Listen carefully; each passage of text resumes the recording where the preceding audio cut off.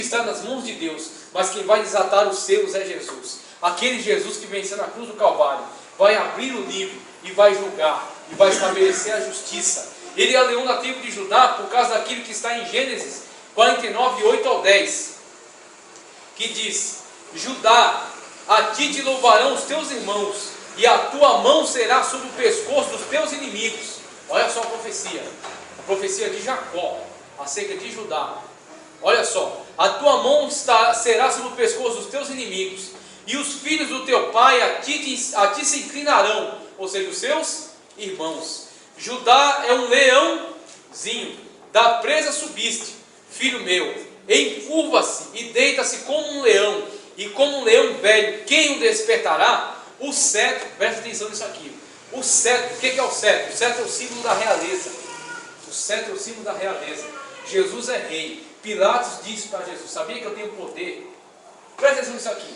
Pilatos, quando Jesus foi levado em julgamento diante de Pilatos, Pilatos disse para Jesus: sabia que eu tenho poder para te soltar? Sabia que eu tenho poder para te libertar? Né? Pilatos disse isso para Jesus. Coitado dele, a petulância dele. Sabe o que Jesus respondeu para Pilatos? Nenhum poder terias. Meu Deus do céu, glorifica a Deus nessa manhã, porque o teu Deus é terrível, o teu Deus é poderoso, o teu Deus é todo poderoso, o teu Deus é o grande El Shaddai. Ele disse para Pilatos: nenhum poder terias se do céu não fosse te dado. Aquilo que se faz nesta terra, nesse plano, ou é a vontade de Deus ou é a permissão de Deus. A vontade de Deus é o que acontece na nossa vida, é o plano de Deus, é o plano perfeito de Deus. A permissão de Deus é o que está acontecendo no mundo. Não é aquilo que Deus quer, mas é aquilo que Ele está permitindo. Quando chegar nesse tempo aqui, a vontade de Deus vai se realizar plenamente. O Senhor vai colocar cada coisa no seu lugar. O Senhor vai julgar cada um pela sua vida, porque o leão da tribo de Judá e o cetro está na mão dele. E diz mais, ele não é só o leão da tribo de Judá, ele é a raiz de Davi, como diz Isaías 11, 1 ao 5. Porque brotará um rebento do tronco de Jessé, e das suas raízes um renovo frutificará, e repousará sobre ele o Espírito do Senhor, e o Espírito de sabedoria e de entendimento, o Espírito de conselho e de fortaleza, e o Espírito de conhecimento, de temor do Senhor, e deleitar-se-á no temor do Senhor, e não julgará segundo a vista de seus olhos, nem repreenderá segundo o ouvido dos seus ouvidos, mas julgará com justiça aos pobres. Não espere justiça de homem, não espere justiça de tribunal, não espere justiça de juiz, espere justiça daquele que julga com justiça. Espere justiça daquele que tem o cetro, daquele que é o leão da tribo de Judá, e aquele que é a raiz de Davi, como diz aqui na palavra. Julgará com justiça aos pobres, repreenderá com equidade aos mansos da terra, e ferirá a terra com a vara da sua boca. Preste atenção, ferirá a terra com a vara da sua boca. O que diz isso aqui? Com a sua palavra, com a sua palavra, com a sua palavra. Jesus já demonstrou isso quando estava no alto mar, os discípulos com medo, o barco vai afundar. O barco de Jesus não afunda, não é porque o barco é bom não, mas é porque Jesus está no barco. Aleluia. Jesus se levantou e repreendeu os ventos e o mar, e disse: vento, aquieta-te, mar, acalma-te. Ele feriu com a vara que sai da sua boca. O que é? A sua palavra. A palavra do Senhor está sendo pronunciada sobre a tua vida. A sua fé está sendo renovada. A sua vida está sendo renovada. Você não espera em homens, você espera naquele que é leão da tribo de Judá, e aquele que é a raiz de Davi, aquele que reina e que vive para todo sempre. Jesus disse: meu reino não é deste mundo, mas nós estamos inseridos no reino de Deus. Nós somos herdeiros do Senhor. Nós somos da pátria celeste. Nós somos filhos de Deus. Nós somos súditos deste reino. E o nosso rei é Jesus. Ele é rei dos reis e ele é senhor dos senhores. Ele é o leão da tribo de Judá e ele é a raiz de Davi. Apocalipse 5:6. Ele está quase chegando no fim aqui já. Apocalipse 5:6. E olhei, e eis que estava no meio do trono. Presta atenção. Tudo aqui tem significado. Nada na Bíblia é à toa. Nada na Bíblia é à toa. Nada foi posto lá porque o autor achou que era bom, achou que era bonito. Né? Tem muito intérprete bíblico aí que falha muito. Nada na Bíblia é à toa. Quando a Bíblia mostra alguma coisa, tem um significado. Olha só o que diz aqui. E olhei, e eis que estava no meio do trono, e dos 4 animais viventes, e entre os anciãos, um cordeiro, como havendo sido morto. O que ele diz com isso? E havia um aspecto nele. Havia um aspecto. Qual era o aspecto que trazia para João? Ele foi morto. Ele foi morto. Ele foi morto. Porque existe algo nele que diz isso. Algo nele que o caracteriza. Ele foi morto. Né? Um cordeiro, como havendo sido morto. Olha só. E tinha 7 chifres. Novamente volta a questão do número 7. O que significa? Plenitude. Algo está pleno. Por quê? Porque é 7. Na Bíblia o 7 traz o sentido de plenitude. E traz também outro significado. O chifre. O chifre. Na nossa sociedade não tem significado. Mas na sociedade do Antigo Testamento, na sociedade hebraica, o chifre está associado a poder. A poder. Por quê? Quando um animal guerreia com outro animal, o que ele usa? Um animal que tenha essa característica. Ele golpeia o outro animal com o seu chifre. O seu chifre. Então o chifre desse animal é onde está o seu poder. Por isso que o autor bíblico, trazendo esse símbolo dessa sociedade hebraica para esse contexto, ele fala, ele tinha 7 chifres, ou seja, a plenitude do poder. A plenitude do poder. O cordeiro, que tinha um aspecto como havendo sido morto, ele tinha 7 chifres, ou seja, ele tinha todo o poder. Todo o poder. Como ele mesmo diz, todo o poder foi me dado nos céus e na terra. Ele tem todo o poder. Você vai sair daqui acreditando mais em Jesus. Você vai sair daqui se alegrando mais com Jesus. Você vai sair daqui conhecendo um pouco mais de Jesus. E o que você está conhecendo aqui sobre Jesus é pouco ainda. Tem muito mais ainda a Jesus te revelar. E tomara que o Senhor fale mais do seu coração. Ele tem todo o poder. E ele também tem 7 olhos, ou seja, a plenitude da onisciência. O Senhor conhece tudo. Você pensa que passa alguma coisa da tua vida sem que Deus saiba? Tem gente que fala assim, Deus não sabe o que eu estou passando. Deus não sabe o que eu estou vivendo. Será que Ele não está vendo? Pelo amor de Deus, para de falar isso nesta manhã. Para de falar isso nesse momento. Entenda que Ele tem todo o poder. E entenda que Ele sabe de todas as coisas. E entenda que Ele tem o tempo dEle. E Ele vai fazer aquilo que Ele tem a fazer no momento dEle. No tempo dEle. No momento que Ele quiser para a tua vida. O crente que serve a Jesus tem que ter conhecimento da palavra, para não entrar pelos ventos de doutrina. Tem gente que pensa que muda a Deus com um dízimo. Tem gente que pensa que muda a Deus com oferta. Tem gente que pensa que muda a Deus com essas ofertas malucas que fazem por aí. Deposita tanto, tal hora. Ou eu vou pegar, eu vou levar para o monte e vou queimar. Meu irmão, fica debaixo da vontade e da autoridade de Deus. Ele tem o tempo dele. Você pode pintar e bordar, fazer pirueta. Ele só vai realizar na tua vida quando chegar o tempo dele. Aleluia. Aleluia. Quando chegar o tempo dele. Tem gente que fala assim, é o voto do apressa-te. Apressa-te, ó Deus. O salmista pediu, apressa-te, ó Deus. Ele pediu. Só que ele não mandou Deus se apressar, ele pediu. Apressa-te, ó Deus. O salmista pedir para Deus se apressar é uma coisa, outra coisa é Deus se apressar. Ele falou, apressa-te, ó Deus. O Filho de Deus no Getsemane olhou, Senhor, se quiseres, passa de mim este cálice. Ele passou? Não, ele bebeu até o fim. Por quê? Por minha e pela sua causa. Este cálice estava cheio do meu pecado e do seu pecado. E ele bebeu até o final. Jesus não tinha medo nem de prego nem de martelo. Tem gente que pensa que Jesus tinha medo da cruz. Não tinha. Jesus tinha nojo do meu e do seu pecado. Mas ele, naquela cruz, carregou por mim e por você.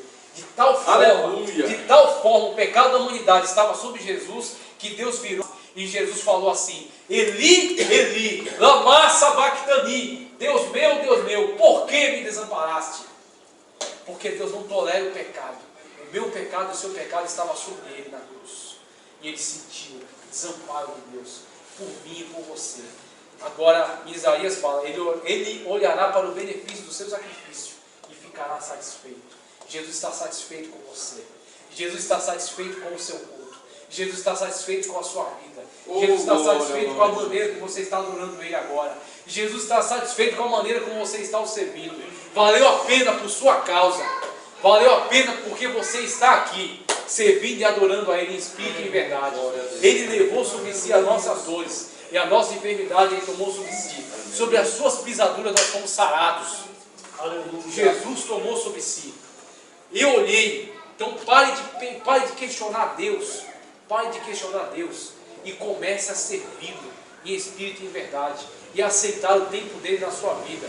Como havendo sido morto. Tinha 7 chifres, 7 olhos, que são 7 Espíritos de Deus enviados a toda a terra. Primeiro,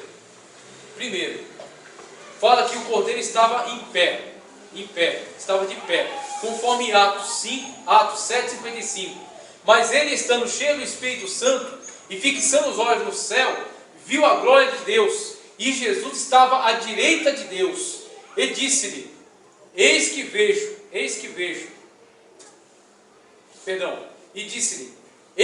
os céus abertos e o Filho do Homem que está em pé, à destra, à direita de Deus.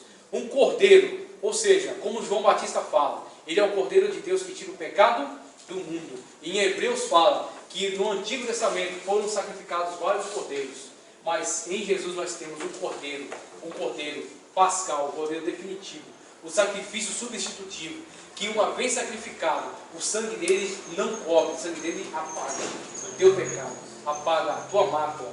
Ele foi morto, como havendo sido morto, João disse. E em Gálatas 6,17, Paulo declara: desde agora ninguém me inquiete, porque trago no meu corpo as marcas do Senhor Jesus, as marcas dos cravos, que um dia nós vamos ver, a marca da lança que entrou no lado, por mim e pela sua causa, que nós vamos ver, que João viu. Ele era um cordeiro que sacrificou por nós, como havendo sido morto, ou seja, ele está caracterizado com aqueles sinais, as 2 marcas dos cravos e a lança que atravessou o seu lado, por mim e pela sua causa. Ele tinha 7 chifres, que é a plenitude do poder, e tinha 7 olhos, ele sabe todas as coisas. Apocalipse 5,7 diz: e veio e tomou o livro da destra do que estava sentado no trono. Só ele pode fazer isso, só ele. Sirva a Jesus de outra maneira, a partir de hoje. Sirva a Jesus de outra maneira. Ore de outra maneira. Ande com Deus de outra maneira. Adore a Deus de outra maneira. Tenha mais conhecimento acerca de Jesus, porque Ele é o Todo-Poderoso. Ele é único. Ele é unigênito. Não há outro como Ele. E só Ele vai poder abrir o livro e trazer o juízo de Deus. E havendo tomado o livro, olha só, a atitude que os animais tomaram, que os seres vivos tomaram e que Ele espera de nós nesta manhã. E havendo tomado o livro, os 4 animais, os 24 anciãos, prostraram-se diante do Cordeiro, tendo todos eles harpas e salvas de ouro, cheias de incenso. Agora, o que é mais interessante? O incenso é o quê? As orações dos santos. O incenso são as orações dos santos. Então, quando fala primeiro sobre harpa, todos os ministérios vão cessar. Todos os ministérios vão cessar. O ministério da profecia vai cessar. O ministério da palavra vai cessar. O ministério pastoral vai cessar. Todos os ministérios vão cessar. Um ministério vai continuar. O ministério do louvor. Louve. Adore ao Senhor. Comece a ensaiar, porque você vai cantar. Aleluia! Na Nova Jerusalém. Aleluia! Louve a Deus, porque quando você louva, o céu se abre. Aleluia! Louve a Deus, porque quando você louva, Deus se alegra. Quando Paulo e Silas estavam presos naquela masmorra, servindo a Deus, adorando a Deus, eles não tinham mais nada, estavam acorrentados, os pés nas mãos, no tronco, foram colocados na cela mais profunda. O que eles podiam fazer naquele momento? Não podia reclamar, não podia se libertar dali, não podia ler a Bíblia. O que restou? Louva. Quando não restar mais nada na tua vida, quando não tiver mais o que fazer, quando não tiver mais solução, eu te aconselho, louve em espírito e em verdade, porque Ele vai abalar a cadeia, Ele vai abalar as muralhas, Ele vai quebrar as correntes, Ele vai fazer o impossível quando você louvar. Louve. O ministério do louvor não vai ter fim. Vai cessar o estudo, vai cessar a palavra, vai cessar a profecia, mas o ministério do louvor vai continuar, porque o louvor é um mistério que você tem com Deus, é o seu particular com Deus, é o seu individual com Deus. Louve em espírito e em verdade. E outra coisa que diz, eles tinham harpas para louvar, eles tinham salvas, cálices, cheias do quê? O que tinha no cálice? O que tinha no cálice? A tua e a minha oração. Nenhuma oração se perde. Nenhuma oração se perde. Entenda uma coisa nesta manhã. Entenda uma coisa nesta manhã. Deus responde todas as orações. Todas. Só que Ele não responde como você quer. Ele responde como Ele quer. Nenhuma oração se perde. Todas elas. Vai enchendo o cálice de Deus. Vai enchendo o cálice de Deus. Vai enchendo o cálice da oração. Vai enchendo o cálice do céu. Porque na hora certa vai ser despejado diante de Deus o cálice das tuas orações. E tudo vai ser realizado. Tudo vai ser atendido. Tudo vai ser concedido no tempo de Deus. No tempo que Ele reservou para isso. Toda oração que é feita diante do Senhor é recolhida e é colocada no cálice. Porque naquele dia vai ser derramada diante do Senhor. E tudo vai ser realizado. O Senhor vai realizar todas as coisas no tempo dele. Não pare de louvar, não pare de adorar e não pare de orar. Não pare de orar. Nenhuma oração se perde. Todos estão